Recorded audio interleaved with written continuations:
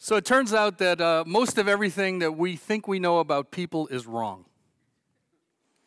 And that's not even a joke. I know you're supposed to start with a joke, but that isn't.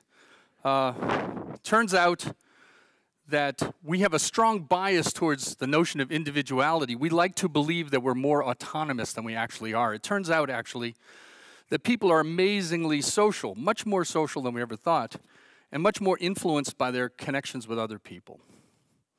And the degree of that connection is really phenomenal.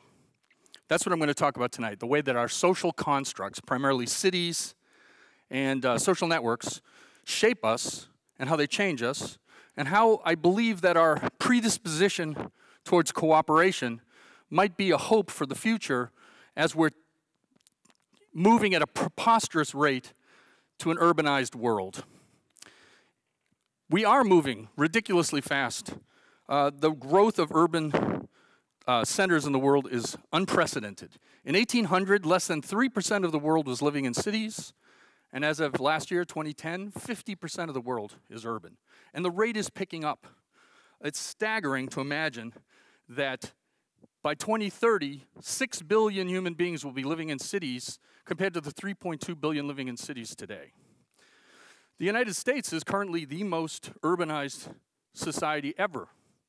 And we have, I think it's 87% of the US is now urbanized. And associated with that, of course, is the rise of all of these microprocessor-derived communication technologies, which has gone hand in hand with the explosion in the last 30 years of urbanization. And that's speeding up as well. So if you project ahead a few years, 2030, in the developing world, I'll use China as an example, there'll be 400 million more Chinese move into cities by 2030 than there are now, and there'll be over 200 cities in China alone with more than 1 million people in population.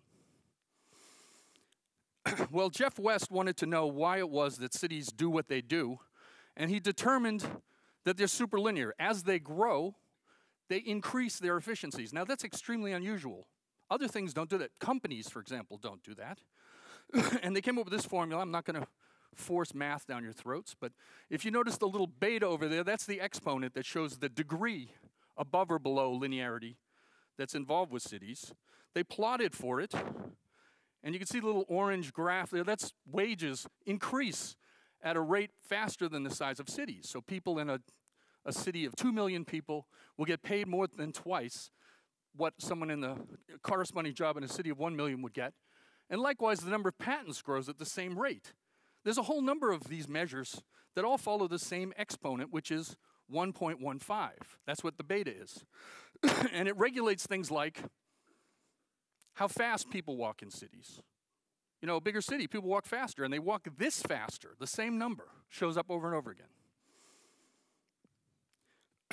Well, the interesting thing is, what's going on in the cities? Are the people, like, collectively trying to be more efficient? No, they aren't. Cities are connectives. They're full of people doing whatever they're doing. They're on their own agenda. They're following their own dreams. And somehow, magically, this efficiency just emerges. It just falls out. And why is that? Well, it's probably related to social density. Because in cities, the larger the city, the more people you know. In a big city, people have more friends, they have more contacts, they're in contact with more strangers, of a greater diversity of people. They're in touch with more people in faraway cities, it turns out. They communicate more with other people elsewhere as well. So this is a fascinating phenomenon that they're connective, people are doing this, they're following their own rhyme and rhythm, and then magically things happen. And one of the things that happens is that cities, as they grow larger, they consume less. So there's less gas stations per capita in a larger city than a small one, for example. Well, these are tools. Cities and social networks are actually tools that we've created to happen to ourselves, to connect to ourselves. And like all tools, they shape our minds. What tools like this do is make us more social. Just like a violinist who plays using the left hand a great deal, the part of the brain that's related to controlling the left hand gets bigger. If you're a social network fanatic. If you use Facebook all the time, the amygdala in your brain will actually get larger, which is the part that tempers our social relationships. So we are plastic. Our minds are liquid. And by moving into cities, we're pushing ourselves into a situation where we're becoming more social, even when we don't know that's what we're doing. This is the part where I try to explain why it is we don't really know what we think we know about people. So people are doing this. Meanwhile, this is happening at an unprecedented rate of speed. So we're moving amazingly quickly into a more liquid world, a liquid society, which is more urbanized, more connected. And it's not going to be painless. It's not going to be easy, but I can guarantee you it's going to be very fast, which is not necessarily the right combination of characteristics. I'm going to take an example and dig into it a bit, which is freelance work. How many people here are freelancers? Next year will be more. And it's not just the economy, it's that there's a real benefit for all involved to be involved in these kind of projects. This is the more conventional model of industrial work, where everyone's in alignment, there's long-term strategic goals. You see how everyone's arrows going the same way? And so in '67, I think it was, a guy named Bruce Tuckman came up with this model to try to help people understand how project work gets done. And the most important thing to notice is there's 4 steps that are purely overhead. The only work is getting done in the performing box. You have to form a group, you find people with the right skills, which is more complicated in a big company. Then there's storming, which is where all the political infighting takes place, the battle for dominance. And then ultimately everyone decides who reports to who. Norming is everything settles down. We all have a collective agreement on what we're doing, and then you actually get around to doing some work, finally.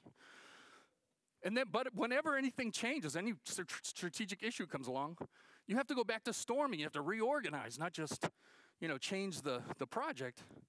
It's really kind of complicated. And then ultimately you have to unform the group, and that can have its own kind of overhead because you have to disperse these people and find them jobs and so on. So there's a lot of overhead. There's a lot of leakiness in this machine. So connectives, on the other hand, the world of freelancing, everyone's going in their own direction, and periodically they get pulled in, Ronin-like, into a project where they're working for a while and then they break up again. And everyone believes that they're following their own course, they're following their own star. I'm becoming a better UX designer. I'm becoming a better electrical engineer, whatever.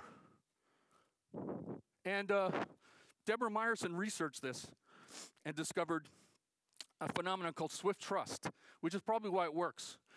And it has to have certain characteristics, but people are able to put aside their preconceptions. They're able to suspend their disbelief and just say, okay, let's pretend we're all friends. We don't have to worry about political shenanigans. Let's just get the job done. And in those circumstances, there's a long list, professionals, people that are practiced at what they're doing and so on. It can happen, it can work. And so then you can throw out all the junk.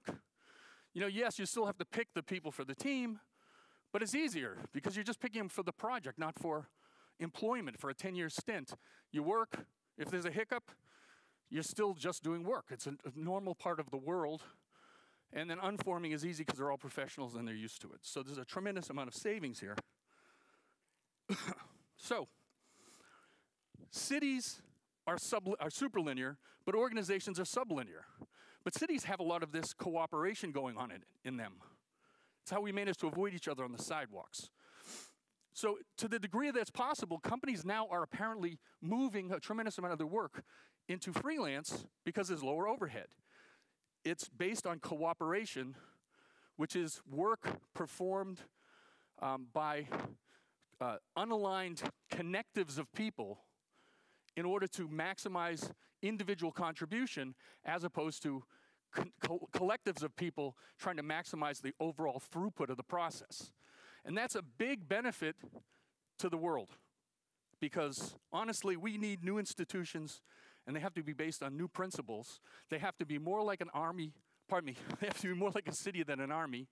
They have to be more liquid and less solid. I also believe that it's possible as we become more and more city-like in the rest of our doings in the world, like our institutions, that beta can actually go higher than 1.15. I think it's possible that it could reach a higher rate when we get out there when there's 99% of the population or 90% of the population is living in an urban setting and 90% are connected through advanced social networks. We could see a beta of 1.5 or 2 or 10, and Lord knows we need it in order to do what we might do in the future. We might be able to, at that point, sort of reboot civilization based on a whole new set of principles that tie us together in a way that's much richer than we are today. And I hope that that will happen. I believe if it happens, paradoxically, it won't be because we do it collectively, we all pull together. It will just be naturally falling out of us cooperating in a simple fashion. Thank you very much.